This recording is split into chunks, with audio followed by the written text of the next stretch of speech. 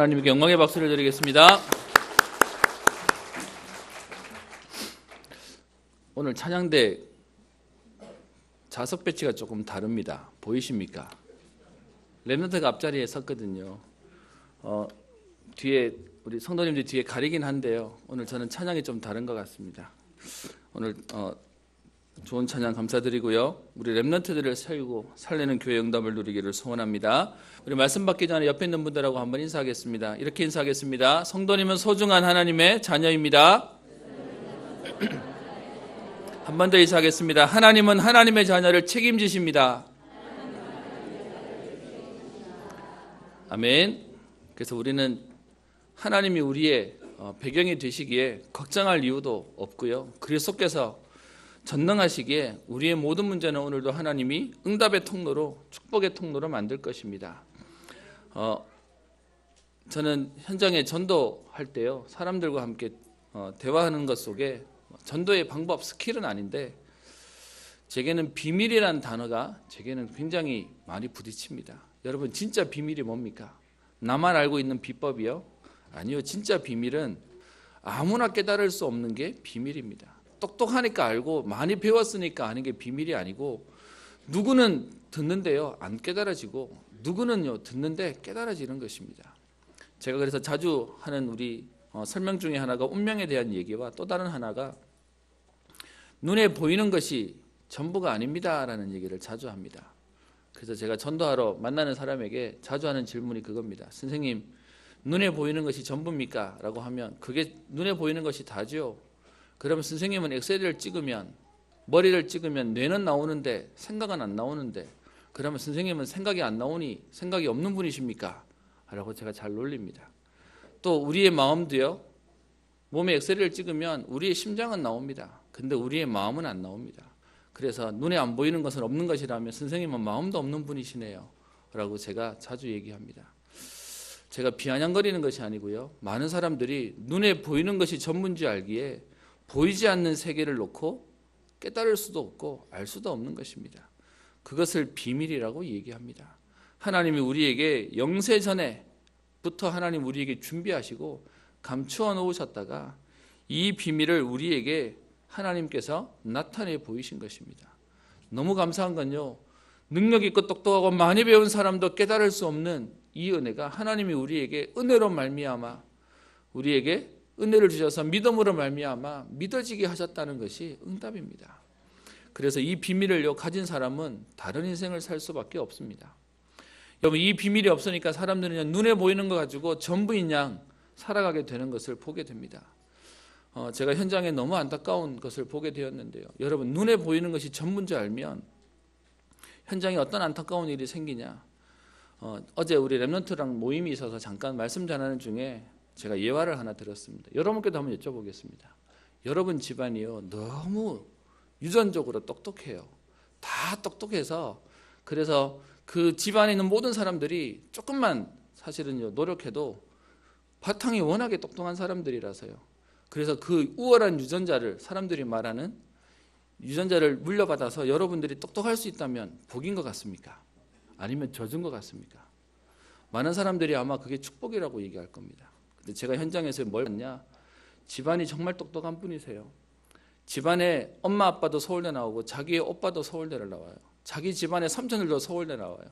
그러니까 집안에는 전부 다 서울대. 그래서 서울대는 아니면 사람 취급도 안 해주는 겁니다. 그 집에 딸이 하나 있는데요, 그 딸은 공부를 서울대를 못 갔어요. 그런데 더 안타까운 건, 여러분, 그 똑똑한 집안에 똑똑한 유전자가 있는데 전부 다 서울대를 가고 서울대 얘기만 하는데, 서울대를 못 간 연대 다니는 친구가 집안에서 사람 취급도 안 해주는 겁니다. 여러분, 어떻게 사람이 그럴 수 있냐고요? 여러분, 그 동네 가니까 그렇더라고요. 애가 듣는데 그 앞에서 쟤는 서울대도 못 가네 라고 취급하더라고요. 여러분, 그 집안에 있는 그 아이는 축복받은 겁니까? 저주받은 겁니까? 여러분이 한번 여쭤보겠습니다. 여러분, 그 집안에 있는 사람들이 생각하는 서울대면 응답이고, 그렇지 못한 학교는 학교도 취급 안 한다라고 하는 그런 집안 같으면, 여러분 같으면 그 집안에서 살고 싶습니까? 그 우월한 유전자가 필요한 것 같습니까? 그게 저주가 되는 겁니다.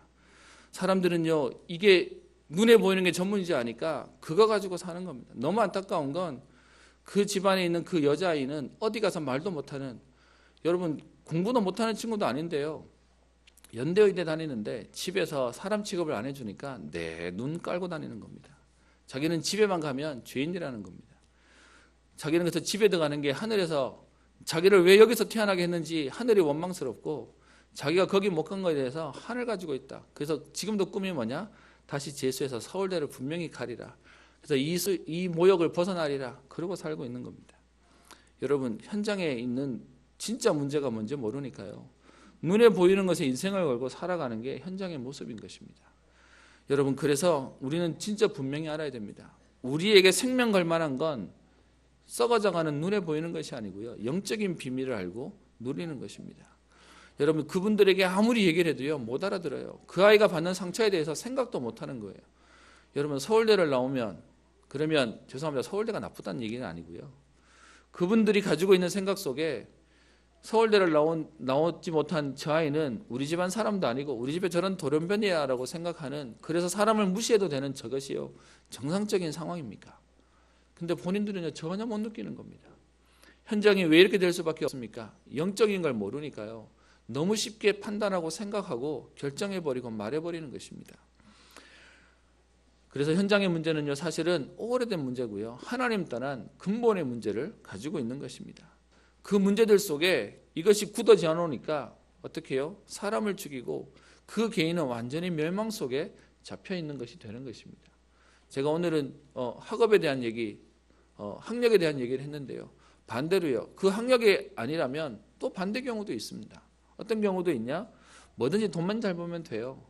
세상에 뭐 같은 일을 해도, 죄송합니다, 일에 높고 뭐 귀천은 없지만 일이 어떤지와 상관없이 돈만 잘 벌면 되잖아 라고 해서요, 이것저것 손대지 말아야 할 것까지도 손대면서 돈만 잘 벌면 되지 라고 하는 그런 집안도 있습니다.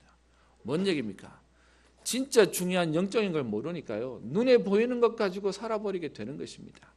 여러분, 그것은 응답 아니고요, 그게 응답 받는다고 하는 그것이 저주가 되는 것입니다. 세상에 그 어떤 것 가지고도 영적인 비밀을 알지 못하면 해결하지 못하는 것이 현실의 문제입니다.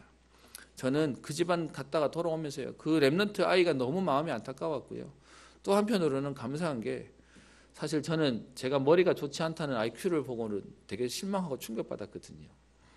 그런데 제가 그 집안을 보면서 감사한 건, 하나님, 제가 저 집안에 없는 게 참 감사하네요. 어떤 면에서는 집안이 다 잘난 사람이 있다는 게 복인 줄 알았더니 그렇지 않네요 라는 것도 사실 보게 되었습니다. 여러분, 그러면 그런 집안이 없이 평범하게 있는 것도, 그럼 그게 응답입니까? 우리의 생각은 뭐냐? 내게 있는 그 현실에 하나님의 은혜를 못 받아버리면 있어도 문제가 되고요, 없어도 문제가 되는 것입니다. 오늘 우리에게 중요한 건 뭐냐? 복음의 비밀로 내가 어느 곳에 있어도요, 어떤 경우에도 무너지지 않는 영적인 힘이 필요한 것입니다. 여러분, 진짜 참된 승리자는 뭐 하는 것이죠? 뭔가를 가졌기 때문에 응답이라고 얘기하면 그 응답을 놓쳐버리면요, 문제가 되는 것입니다. 참된 승리는 어떠한 경우에도 무너지지 않고요, 어떤 것도 문제되지 않는 것이 참된 승리가 될 것입니다. 이 비밀을 성경에서는 영적인 힘이라고 얘기하고 있고요, 그 비밀을 참된 서밋이다라고 얘기하고 있습니다. 오늘도 저와 여러분들의 현장 속에 복음으로 답을 내리고요, 어떠한 경우도 문제되지 않을 만한 하나님 주시는 힘을 얻게 되시고, 그래서 모든 사람을 살리는 응답의 걸음, 전도자의 축복이 있기를 주의 이름으로 축원합니다. 오늘 본문을 보시면 이제 민수기의 마무리 부분으로 들어가고 있습니다. 오늘 26장에 있는 내용을 좀 넘어가고 27장에 있는 내용을 봤는데요, 민수기라는 성경의 제목 자체가 넘버, 사람의 수를 세하렸다라고 얘기하는 것입니다. 그래서 민수기를 처음 시작할 때 말씀드렸던 것처럼 민수기에서는 두 번의 인구를 조사하는 내용이 나오는데요, 1장, 2장에서 첫 번째 인구를 조사하는 내용이 나옵니다. 출애굽하고 난 뒤에 광야를 지나고, 그리고 실제로 200만 명이나 되는 남자 장정만 60만 명이기 때문에 그들이 행진해야 되고 전쟁해야 되기에 실제로 싸움에 나갈 수 있는, 전쟁에 나갈 수 있는 자를 계수하는 내용이 민수기 1장, 2장에 나옵니다. 그렇게 40년이 지나고요, 한 세대가 지나고 난 이후에 오늘 26장에 보시면 두 번째 이스라엘 백성의 인구조사를 하는 내용이 나와 있습니다.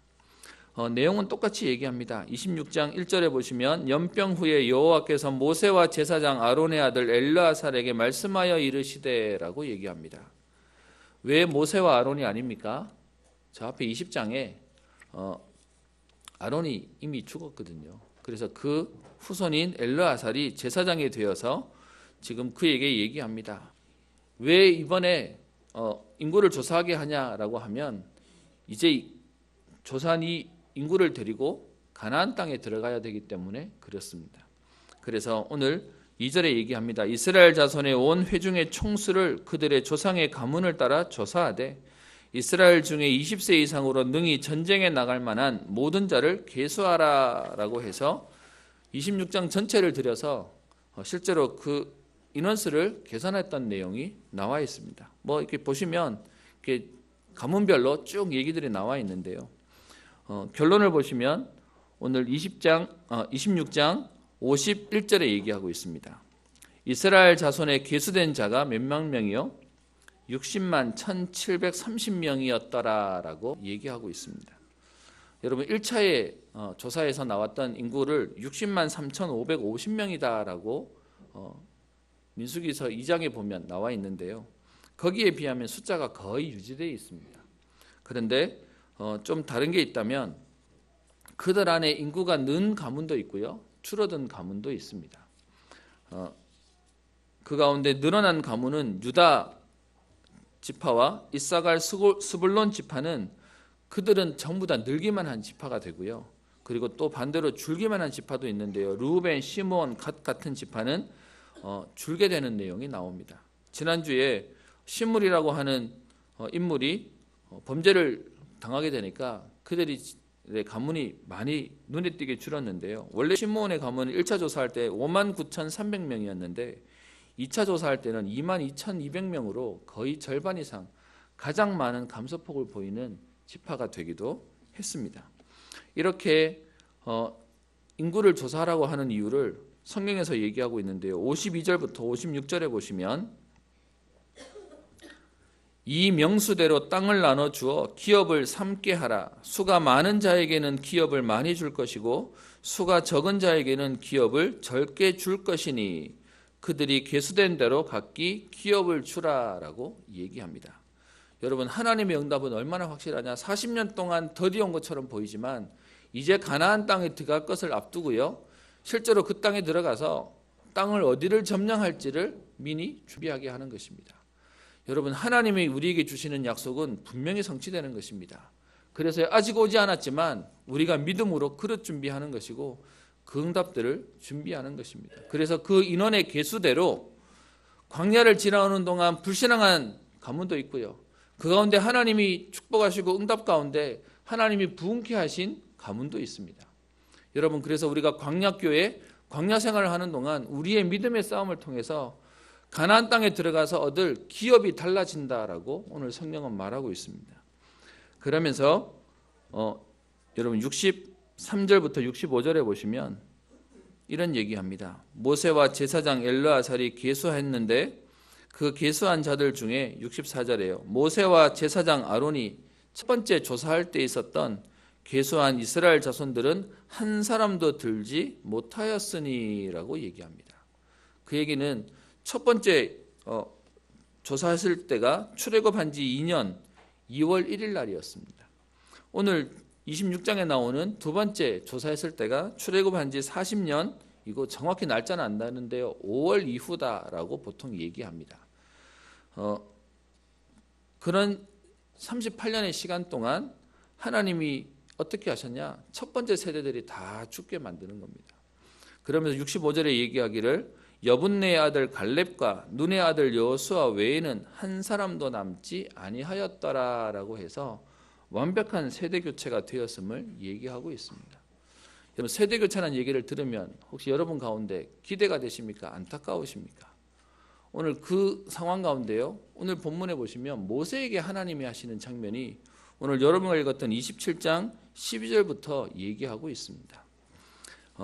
우리 배경 26장의 배경을 보고 난 뒤에 우리 27장에 있는 내용을 좀 볼 건데요. 26장에 그렇게 완벽하게 세대가 20세 이상으로 계수된 자들이 여호수아와 갈렙을 제외하고는 싹 다 바뀌고 난 이후에 오늘 여호와께서 모세를 부르시는 장면이 27장 12절에 나옵니다. 너는 이 아바림 산에 올라가서라고 얘기하는데요. 아바림 산맥이라고 있었다고 얘기하고요. 이 산맥의 제일 북쪽 끝에 있는 산이 비스가 산입니다. 그 비스가 산에서 모세가 마지막 죽게 된 장면이 나오는데요. 그 아바림 산이라 산맥의 높은 곳에 지금 모세를 데리고 올라가십니다. 그리고 모세에게 여호와께서 말씀하시는데요. 내가 이스라엘 자손에게 준 땅을 바라보라라고 얘기합니다. 아마 거기서 저 가나안 땅이 보였나 봅니다. 높은 지역이다 보니까. 그래서 하나님이 모세에게 그것을 보게 하셔놓고서는요. 오늘 참 아이러니한 얘기를 하십니다. 13절 보세요. 본 후에는 내 형 아론이 돌아간 것 같이 너도 조상에게로 돌아가리니라고 얘기합니다. 여러분 성경에 있는 내세관을 여러분 잘 보셔야 되는데요. 세상에서는 사람이 죽으면 사망, 죽을 사자에 망할 망자를 써가지고 망했다라고 얘기하는 겁니다. 그런데 저와 여러분들이 쓰는 신자의 죽음을 뭐라고 표현하죠? 소천이라고 얘기합니다. 하늘이 불러서 하나님 품으로 갔다라고 얘기하죠. 그래서 오늘 여기서도요. 내 형 아론이 돌아간 것 같이 너도 조상에게로 돌아가리니라는 표현이 뭐냐? 우리의 열조들의 품으로 하나님의 품으로 가게 된 것이다 라고 하는 죽음을 얘기하고 있는 것입니다. 여러분 오늘 이 상황이 이해되십니까? 하나님이 지금까지 고생해가지고 이스라엘 백성을 데리고 가나안 땅이 보이는 곳에 데려다 놓고서는요. 하나님이 저 땅을 봐라 라고 해서 보여줘 놓고는 그런데 너도 내 형 아론이 저 천국에 올라간 것처럼 너도 죽게 될 거야 라고 얘기합니다. 그러면 14절에 그 이유를 설명하죠. 신광야에서 회중이 분쟁할 때에 너희가 내 명령을 거역하고 그 물가에서 내 거룩함을 그들의 목전에 나타내지 아니하였음이니라. 이 물은 신광야 가데스의 무리바 물이니라. 민수기 20장에 우리 그동안 봐왔던 본문이죠. 거기서 반석을 2번 치는, 그리스도는 한 번이면 되는데 자기의 혈기로 2번 치는 그 일로 인해서 오늘 모세는 그 가나안 땅에 못 가게 될 것이다 라고 얘기하고 있습니다. 제가 말씀을 준비하는데 이 부분을 보면서요. 제가 약간 당황스럽기도 하고요. 제게는 질문도 생기고요. 제가 만약에 이 상황에 모세였으면 지금 이 상황이 너무 억울하기도 하고 너무 화나기도 하고 너무 속상하기도 할 것 같습니다. 이스라엘 백성들은 그렇게 불신앙했는데 이제 저 눈에 보이는 가나안 땅을 보여줘 놓고는요. 그런데 너는 못 갈 거야 라고 얘기하면 안 억울하겠습니까? 지금 그 상황 가운데 다른 사람들은 가게 되지만 네가 범죄한 그것 때문에 못 가게 될 거야. 아니 다른 사람들은 용서해 주더니 나는 한 번 잘못했다고 그렇게 고생시키시더니 어떻게 보여줘 놓고 안 보내시지? 아마 2가지 마음이 들었을 것 같습니다. 한 번 실수한 거 가지고 안 봐주시는 하나님이 되게요. 속상했을 거고요. 또 2번째는 눈에 안 보이게 하면 다행인데 보여줘 놓고는 근데 못 갈 거야 라고 얘기하니까 아마 마음이 그랬을 것 같습니다. 근데 오늘 성경의 모세의 자세가 다릅니다. 모세가 지금 이 상황에 왔는데 억울해할 수도 있고요. 속상해할 수도 있고 화가 날 수 있는 상황에 모세가 하나님께 기도하고 질문하고 소원을 얘기하는 장면이 뒤에 15절부터 나와 있습니다. 뭐라고 얘기하는지 한번 보실까요? 모세가 여호와께 여짜와 이르되라고 합니다. 여러분 같으면 어떻게 했을지를 좀 생각하고 본문을 보셨으면 좋겠는데요. 16절에 모세가 여호와께 기도하고 또 그의 소원을 말하고 있습니다. 여호와 모든 육체의 생명의 하나님이시여라고 얘기합니다. 모세는 분명히 알고 있었습니다. 우리의 생사화복을 우리의 생명을 유지시키고 연장하시는 분이 하나님이신 줄을 알고 있었습니다. 그 하나님께 지금 기도합니다. 때를 쓰는 상황이 아니라 생명이 하나님 손에 있음을 인정하고 하나님께 기도합니다. 그러면서 뭐라고 합니까? 원하건대 한 사람을 이 회중 위에 세워서 그로 그들 앞에 출입하며 그들을 인도하여 출입하게 하사 여호와의 회중이 목자 없는 양과 같이 되지 않게 하옵소서라고 얘기합니다. 저는 이 말씀을 보고 묵상하는데 제게 사실 많은 메시지가 되었습니다. 지금 이 상황 가운데 내가 못 들어가서 억울할 수 있고 또 내가 갈 수 없는 그 상황 때문에 속상하고 화가 날 수 있는데요. 모세는 거기에 대해서 하나님 내게 기회를 한번 주세요. 하나님 한 번만 물려주세요 라고 기도하지 않고요. 지금 모세의 관심이 어디 있습니까? 후대에게 있습니다. 그래서 오늘 제목을요, 후대에게 남길 것이다 라고 제목을 잡았습니다. 여러분 한번 생각해 보세요. 그의 출생의 배경에서부터 그리고 출애굽해서 광야를 오는 그 200만 명이나 되는 이스라엘 백성들의 불평과 원망과 그들의 투정을 사실 듣고 이스라엘 백성을 데리고 왔는데, 세상 말로 말하면 보상이라도 좀 있어야 되지 않겠습니까? 그런데 실수 한번 했다고 하는 그것 때문에 가나안 땅을 눈앞에서 들어가지 못하게 되는 상황에, 그런데 너는 못 들어가게 될 거야 라고 얘기합니다. 그런데 그때 모세에게 있는 소원은 뭐냐? 내게 있지 않고요. 어떤 면에서는 이 상황에서 이렇게 기도할 수 있었다라고 하는 건 모세의 가슴 속에는 내가 아니었습니다. 이스라엘 민족과 후대를 향한 기도와 중심이 있었다는 것입니다. 그래서 말하는 게 뭐죠? 원하건대 이 사람 한 사람을 이 회중 가운데서 세워주십시오.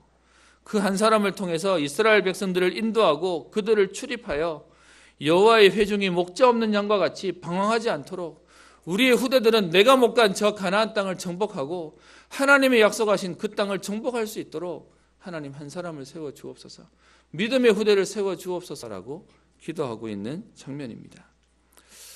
제게는 아까 앞에 얘기 드렸던 모세가 못 간다고 하는 것이 좌절될 수 있었을 텐데요, 진짜 모세에게 있었던 기도 제목은 자기를 넘어서는 하나님의 언약이 성취되어지는 것에 오늘 이유가 있었습니다.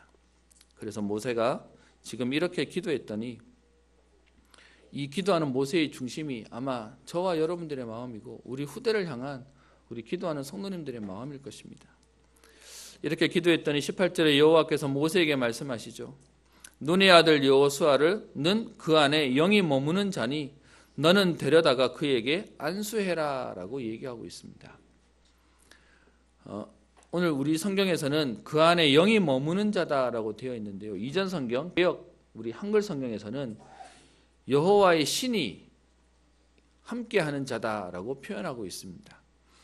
그 여호수아를 데려다가 그에게 안수해라. 모세가 받았던 모든 응답과 축복과 그리고 능력들을 그 후손에게 전달해라 라고 얘기하는 것입니다. 그리고는 19절, 그를 제사장 엘르아살과 온 회중 앞에 세우고 그들의 목전에서 그에게 위탁하여 내 존귀를 그에게 돌려 이스라엘 자손의 온 회중을 그에게 복종하게 하라라고 얘기하고 있습니다. 모세가 기도합니다. 하나님, 지금 모세가 가나안 땅을 들어갈 수 없다고 얘기하니까 하나님, 내가 못 들어간다면 내 후대들이라도 저 가나안 땅에 하나님의 약속의 응답을 누릴 수 있도록 지도자를 세우시고 믿음의 사람을 세우시고 그리고 목자 없는 양과 같이 방황하지 않도록 하나님 저들 가운데 리더를 세워 주옵소서라고 기도합니다. 그런 모세의 기도에 하나님은 미리 준비하셨던 여호수아를 오늘 세우고 그에게 안수하여 모든 응답을 전달하도록 말씀하고 계십니다. 그랬더니 21절에 그는 제사장 엘르아살 앞에 설 것이요 엘르아살은 그를 위하여 우림의 판결로서, 여기서 말하는 우림은 제사장이 하나님 앞에 기도하면 그 당시에 하나님의 응답이라고 얘기해서 우림과 둠밈이라고 하는 기구가 있었답니다. 지금 자료가 남아있지 않아서요 모양새를 설명할 수가 없는데, 분명한 것은 제사장이 이 두 가지 기구를, 우림과 둠밈이라는 기구를 통해서 하나님의 응답과 사인을 확인했다라고 하는 기록이 있습니다. 그래서 제사장 엘르아살은 여호와 앞에 질문하고 그리고 그 엘르아살의 말을 따라서 이스라엘 자손 온 회중은 들어가며 나가게 될 것이다 라고 지도자로서 여호수아를 세우고요, 제사장으로서 엘르아살이 제사장의 역할을 감당하게 될 것이고 너희 회중들은 그를 따라 순종하고 복종해라 라고 얘기하고 있습니다. 그래서 22절에 모세가 여호와께서 자기에게 명령하신 대로 하여 여호수아를 데려다가 제사장 엘르아살과 온 회중 앞에 세우고 그에게 안수하여 위탁하되 여호와께서 모세에게 명령하신 대로 행했다라고 오늘 기록이 나와져 있습니다. 여러분 중에는 지금 은퇴하신 분도 계실 거고요, 현역에서 또 은퇴를 앞두고 계신 분도 계실 겁니다. 여러분 오늘 이 장문을 보면서요, 모세가 여호수아에게 안수하면서 이제 모든 권한과 모든 직분을 넘기고 그러면서 후계자로 세우는 이 상황이 모세의 마음이 어땠을 것 같습니까? 섭섭했을 것 같습니까? 아니면 든든한 마음에 감사했을 것 같습니까? 아니면 두 가지 다 같이 있었을 것 같습니까? 저는 이 본문을 보는데요. 사실 1년 전에 제가 여러분이 정말 눈물로 기도하시던 교회에 담임으로 후계자가 또 후임 목사로 제가 오게 되었습니다. 너무 바쁘게 지나오면서 따로 돌아볼 정신도 좀 없었는데요. 나름 최선을 다한다고 했지만 사람인지라 아쉬움도 후에 좀 남기도 했습니다. 오늘 이 장면을 보면서요. 어떤 마음이셨을까라고 하는 사실 궁금증도 들기도 합니다. 여러분, 이 가운데 모세가 자기의 모든 권한을 다 넘기는 이 자리가 아쉬웠겠습니까? 어떤 면에서는 정말로 기쁜 마음으로 후대를 세우고 후대가 지금 일어나고 있다는 것에 대한 감사가 있었지 않겠습니까? 몇 가지 생각이 좀 나더라고요. 예전에 지금 저희는 오후 예배로 그냥 오후에 2시 반에 예배를 드리지만 예전에는 정말 저녁에 7시, 8시 집에 갔다가 저녁 드시고 그리고 주일 저녁 예배를 드리고 이랬습니다. 제 어릴 때 기억에 부모님이 새벽에 나가셔서 주일날 하루 종일 사역을 하시고 주일날 밤에 이제 그 당시에는 차량 운행도 할 사람이 없었기 때문에 목사님이 교회 차량 운행까지 다 하시고 교회 정리 다 하시고 집에 들어오시면 10시가 넘었습니다. 근데 그렇게 들어오시는 우리 원로 목사님이 몸이 약하시니까 온몸이 긴장해서 오시니까 저녁에 들어오시면 저보고 좀 주물러라. 제가 덩치가 좀 작을 때는 올라가서 밟으라 그랬고요. 덩치가 커지니까 못 밟게 하고 이제 주물러라고 얘기하는 겁니다. 그렇게 해서 이제 만지면 온몸이 이제 긴장이 되시니까 만지면 아프다고 그러시고요. 그래서 힘들어하시던 경험이 있습니다. 근데 평상시 입으로 매번 하셨던 표현이 뭐냐 하면 이 복된 목회자의 길을 삼형제 중에 누구라도 이 대를 이었으면 좋겠다라는 얘기를 입버릇처럼 하세요. 근데 전에도 얘기 드렸다시피 제가 장남이다 보니까 너희 3명 중에 1명을 했으면 좋겠다는 얘기가 네가 했으면 좋겠다로 맨날 들려요. 그래서 거기에 대한 마음의 부담감이 사실 항상 있었거든요. 목회자가 싫었다기보다 그 자리는 아무나 할 수 없는 굉장히 중요한 자리고 어려운 자리고 쉽게 결정할 수 없는 자리다라고 생각했기 때문에요. 그런데 그렇게 힘들어하시는 목사님을 이렇게 만지면서 제 머릿속에 꾀가 드는 겁니다. 그래서 뭐라고 질문했냐? 아버지 목회하시는 거 많이 힘드세요? 라고 했더니 신경이 많이 쓰인다라고 얘기를 하시더라고요. 그래서 제가 조금 나쁘지만 질문을 했습니다. 이렇게 힘든 거 아들한테 물려주실 거예요? 라고 제가 질문했습니다. 근데요, 그 목사님이, 그 아버지가 이렇게 표현하시더라고요. 이렇게 힘든 거지만 되게 영광스러운 거기 때문에 나는 꼭 이것이 후대에게 물려졌으면 좋겠다라고 하시는 게 그게 목사님의 말이셨습니다. 그러니까 제 어린 마음에는 이게 이해가 안 되는 겁니다. 아니 이렇게 힘들어하면서 영광스러운 거래요. 그래서 했으면 좋겠대요. 다 이해는 안 되지만 마음속에 하나 느껴지는 건 뭔가가 있나 보다. 근데 나는 안 했으면 좋겠다. 그게 사실은 제 어릴 때 마음이었습니다. 이번에 이 장면을 묵상하고 기도하는데 모세의 마음이 어땠을까라는 생각도 많이 들고요. 또 옛날에 또 이런저런 기억들도 좀 나게 되었습니다. 저는 여러분께 오늘 사실은 감사를 드립니다. 저희 교회가 많은 사건과 일이 있었습니다. 어떤 면에서는 교권이 뭔지에 대한 부분도 보게 되고요.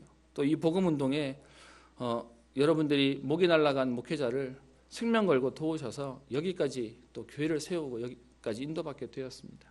그런 우리에게도 오늘 26장과 같은 우리 한 세대가 완전히 바뀌어지는 그 날이 언젠가는 오지 않겠습니까?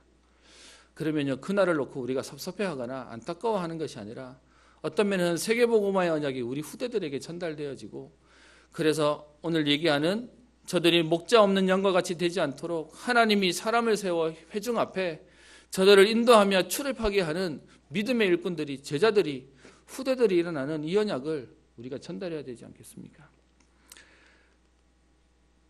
하나님이 이 일을 놓고요, 오늘 누구를 준비하십니까? 눈의 아들 여호수아를 준비합니다. 그 안에 여호와의 영이 머무는 자다라고 얘기합니다. 많은 부모님들이 자녀에게 좋은 것을 주려고 유산을 남기고 물질을 남깁니다. 그런데 여러분, 사실은요, 하나님이 우리 후대에게 우리가 남겨야 하는 것 가지고 살아야 할 만큼 우리 후대들을 무능하게, 무기력하게 버려두지 않으실 것입니다. 저는 우리 전도자 유 목사님이 하셨던 표현 가운데 마음에 남는 건요, 우리 후대가 우리의 선배들이 남기는, 우리의 믿음의 부모들이 남기는 것 가지고 살아야 하는 인생이라면 이미 실패한 거다라는 그 말을 사실은 너무 제 마음속에 꽂힙니다. 남길 수 있습니다. 그런데 우리 후대가 그거 없이는 못 산다라고 얘기한다면 어쩌면 우리 후대는 잘못 살고 있는지도 모릅니다. 우리가 우리 후대에게 남겨야 할 진짜는 눈에 보이는 물질적인 것이 아니고요.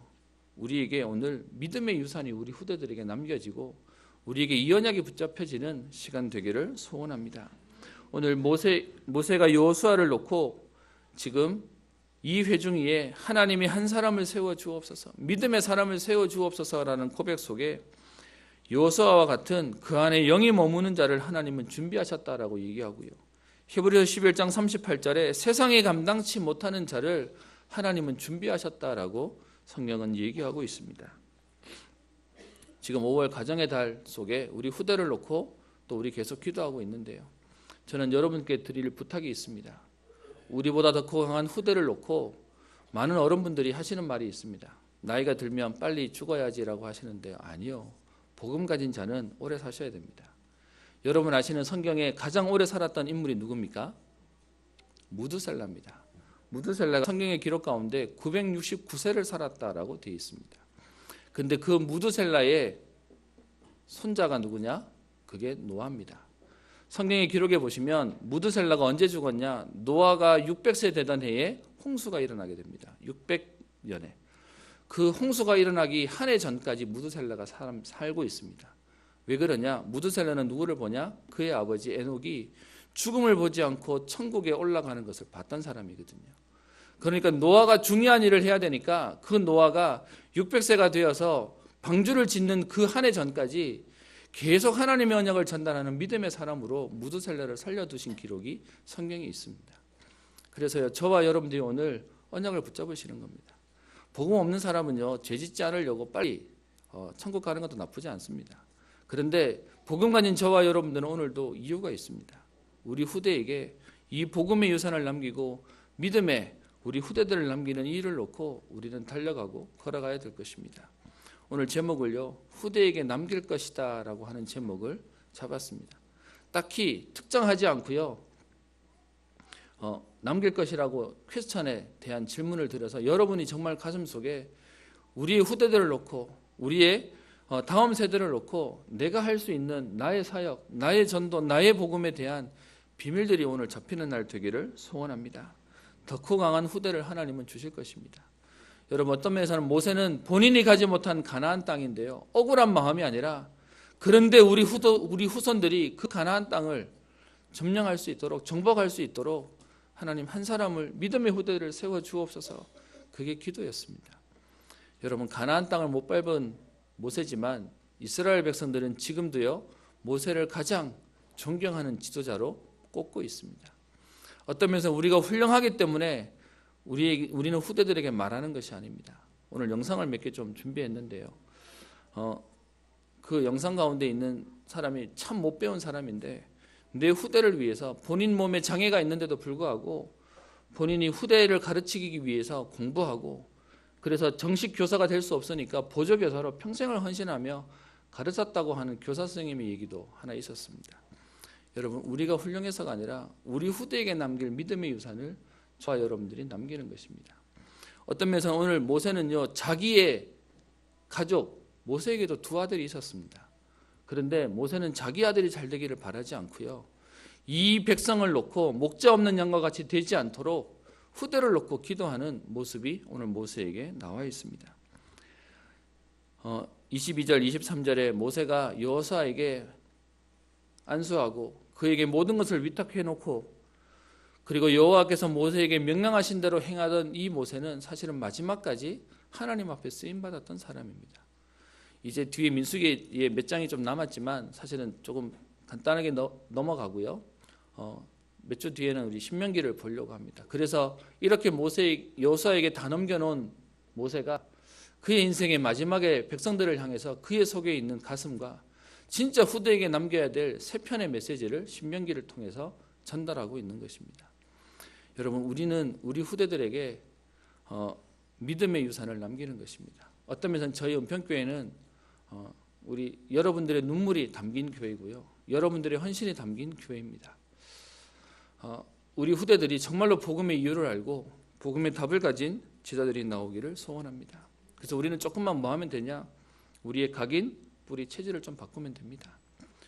하나님 앞에 집중하는 시간을 통해서 우리 후대들은 영적인 서밋으로 세워지고요. 기능 서밋, 문화 서밋으로 현장의 사람을 살리고 시대를 살리는 응답을 누리는 것입니다. 여러분, 모세가 이렇게 믿음의 유산을 여호수아에게 남깁니다. 그러면 여러분, 여호수아의 마지막을 아시지 않습니까? 여호수아 24장 14절부터 15절에 여호수아의 마지막 모습이 나옵니다. 가나안 땅을 다 점령하고 난 뒤에 온 백성들을 불러 모아놓고요. 거기서 뭐 하죠? 그 백성들에게 얘기합니다. 요단강을 건너기 전에 저 애굽에서 섬기던 신을 너희에게서 다 버리고 여호와만 섬겨라. 혹 너희가 보기에 여호와가 좋지 않아 보이거든 저 옛날에 섬기던 애굽 신이든지 아니면 이 땅에 들어와서 여기에 있는 가나안 신을 섬기든지 선택해라. 그런데 오직 나와 내 집은 여호와만 섬기겠다라고 고백합니다. 여러분, 그 믿음의 유산들이 후대에게 계속 전달되어집니다. 여러분, 우리 후대가 나는 우리 부모님을 보고 나는 우리 믿음의 여러분들을 보고 나는 믿음을 언약을 가졌고 이 언약을 우리 후대에게 전달하겠습니다 라고 하는 또 다른 제자들이 일어나고 또 다른 후대들이 일어나는 하나님의 역사가 있기를 소원합니다. 여러분, 렘넌트들이 지금 기도가 안 되고 말씀이 들리지 않는 황폐해져 버린 시대와 현장이 되어버렸습니다. 우리 어른들은요, 많은 문제들 가운데 고착해 되어버린 상황 가운데 지금 걸려 있습니다. 영적 문제 가진 자들은 집착과 중독 가운데 묶여있는 시대가 되어버렸습니다. 여러분, 우리가 못 들어간다고 억울할 일이 아니고요. 우리 때 완성되지 않았던 이 세계복음화의 언약이 현장을 살리는 전도자의 믿음의 언약이 우리 후손들에게 전달되어지도록요. 오늘 여러분 후대에게 남길 것을 깊이 묵상하시고 여기에 대한 분명한 하나님 앞에 언약과 미션과 사명이 회복되어지고 그 일에 여러분 이유 있는 인생의 응답이 있기를 주의 이름으로 축원합니다. 기도합니다. 살아계신 하나님 아버지, 오늘 모세의 소원을 보며 모세가 가지고 있었던 후대에 대한 중심을 말씀을 통해 확인하게 하시니 감사합니다.